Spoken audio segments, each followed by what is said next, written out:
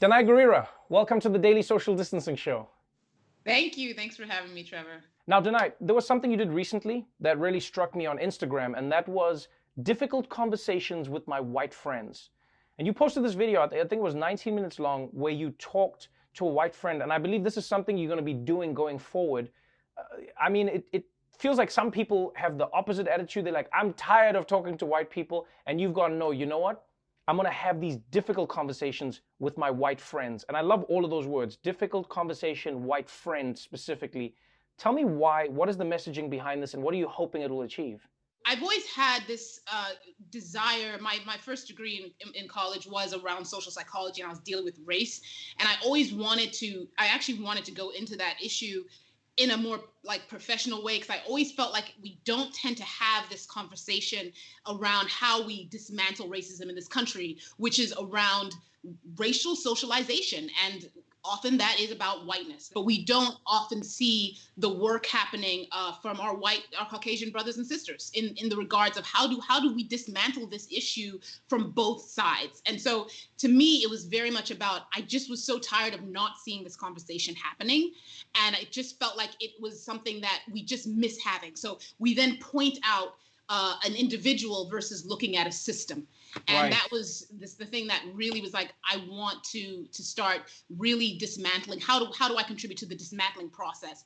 And it just felt like having these sort of conversations was a start. Have you discovered anything in these conversations? Is there a light bulb that went off either in your head or in one of your white friends' heads? Was there something where you realized, oh man, we're missing something when we're talking to each other or talking at each other as people of different races?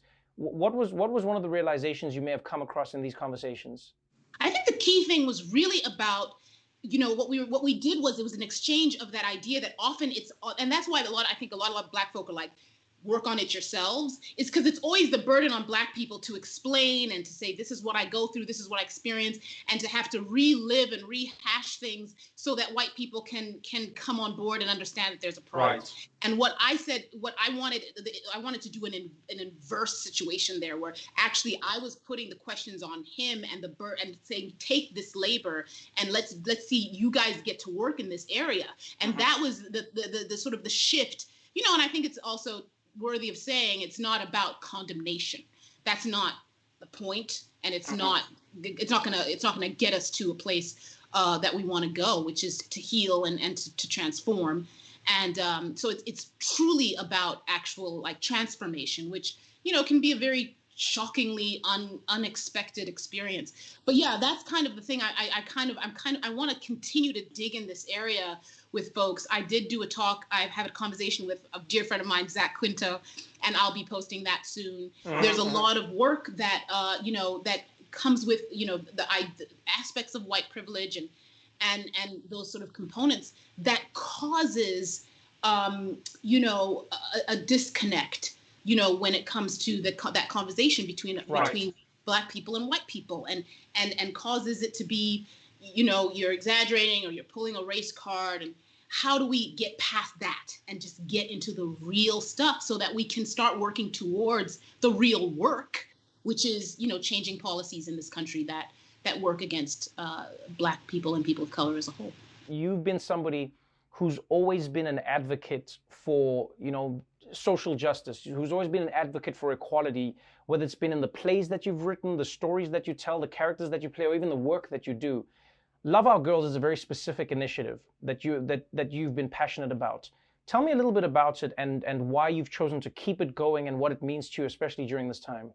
Love that women and girls need, if we receive that, which comes with respect, which comes with attention, which comes with equity, we would be so much further along, and we would see so much less problems and injustices that women experience. So it really stemmed from that. Like, how do we bring people on board to actually become actively connected to the ways that women and girls are marginalized and working against it? So highlighting organizations every month became the thing I really wanted to do. There's so many amazing women's organizations really fighting a really good fight. And I just wanted to give them a platform and give them voice. And then in these present times, it feels even more pertinent that I really keep it going and that I keep very connected to what's happening and the voices that need to be heard in this moment. It's a moment we're in that we are hoping is truly a transformational moment. And how do I make sure that I'm contributing in all the ways I can? And I'm still figuring that out every day. When you look at these organizations and when you look at what we need to be aware of in society, what is something you've learned even that you could teach some of us or anyone out there who's watching to go like, oh, this is something I wish we paid more attention to get help or rather, get the necessary attention to the places where we need it? I think that the key thing that has really helped me is leaning in on the experts. That's kind of the way in which I have found some sort of, almost sanity in this time, is to hear from those who are on the front lines and who have a wisdom and a clarity about where we are and how we move forward. And so leaning in on folks who are paying attention to those things, and then how do we help with that information? I love what the one organizer campaign did, one campaign that I've worked with for years. Bono is one of the founders. And what they did very recently was the Pass the Mic campaign, which was so powerful, I thought, because it allowed the experts to have a mic. We're at a time where we needed to hear, and we need to hear from those on the front lines who can tell us how we move forward day by day. This is an ongoing, evolving issue. And to really take they married the platforms of celebrities and the voices of experts. Right. And that they started that, and then after that came what happened with George Floyd and the movement that started to happen there. So then that started to grow into Pass the Mic in that realm. So it's just it's such a brilliant idea, because they hit 258 million people by handing the mic to the experts. Right now, they are who we need to hear from the most. So we know how to get through this together. And the key thing that I keep learning is about the collaboration, the cooperation we need to have globally. And if we don't, like they say, no one's safe until everyone is safe. Right. And I don't think that's always how we think. There's a way that it's like, this is our country and these are our borders. And that's not how we're going to get through this. We're going to get through this by working as a global functioning movement of cooperation and collaboration.